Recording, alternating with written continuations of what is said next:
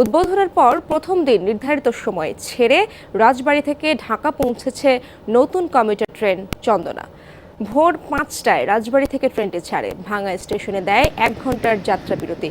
পরে সেখান থেকে শিবচর স্টেশন, পদ্মা সেতু ও মাওয়া স্টেশন হয়ে ঢাকার কমলাপুর স্টেশনে পৌঁছায় ট্রেনটি।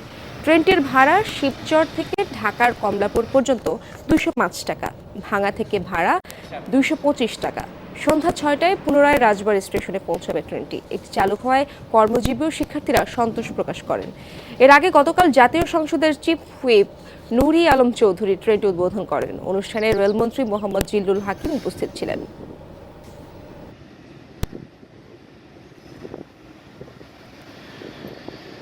ভাঙ্গা কমিউটার ট্রেনটি আজকে হতে বাণিজ্যিকভাবে চলাচল শুরু হয়েছে।